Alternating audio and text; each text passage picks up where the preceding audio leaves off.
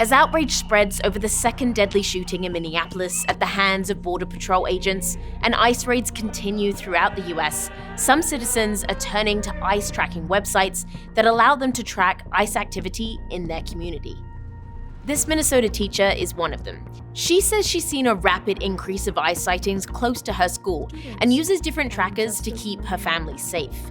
I got an alert stating that there was an ICE situation. I made the decision to call those parents. We want to make sure that not even as educators, just as citizens in this community, that we want to keep our kids and their families safe. She says the technology that sent her that alert has been essential in keeping the community informed. And that's where these developers come in. Each of them at some point in the last year developed ICE tracking software. Joshua Aaron created IceBlock last April. Basically, if you see something, you could tap on the map.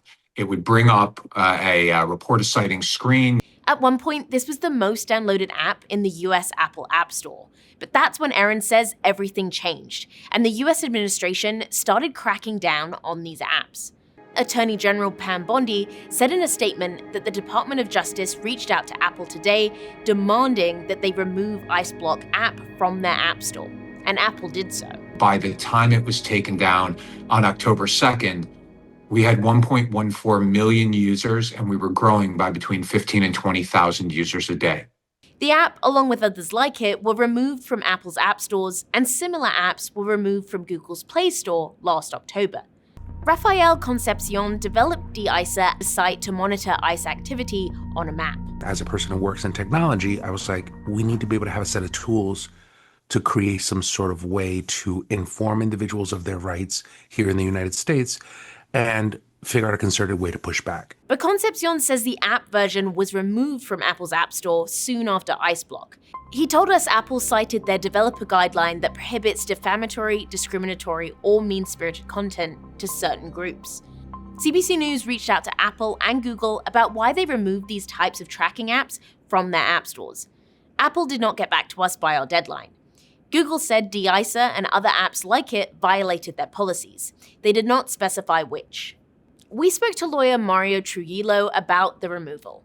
I think the government's argument, which is pretty specious, is that these apps were endangering officer safety, when in fact these apps were actually, the purpose of these apps is to protect the community. Trujillo and his team at the Electronic Frontier Foundation believe this removal violates First Amendment rights. There's a long body of case law that says you have a First Amendment right to record the police. They have since filed an information request to find out how Apple was ordered to take down their apps. Essentially, the government can't coerce a third party to do something that it wouldn't be allowed to do. But despite the removal of these apps in the App Store, de-ICER and other ICE tracking sites operate on websites as well.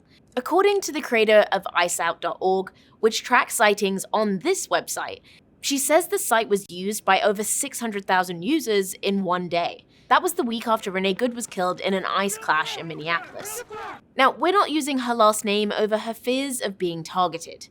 What keeps me going is the people affected by these policies and knowing that this tool has helped people feel safe. Other sites like Sherman Austin's stopice.net uses a sign-up system so users can receive and upload alerts of ICE sightings according to their zip code via text.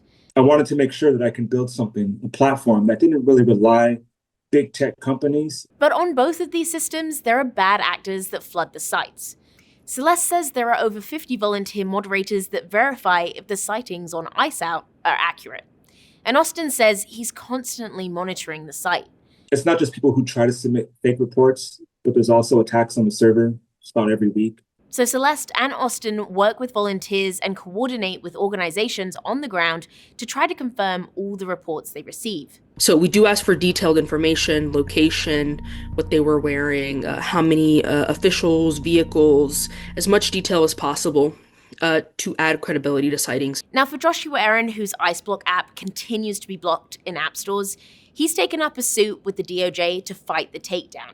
This is about going forward, the ability for technology to help humanity. Honestly, technology has assisted incredibly with this. And we know that deportations have always happened in this country. It's happened with, most presidents, but it's been done in a very different way than it's being done now. And this feels like we are under siege in this state.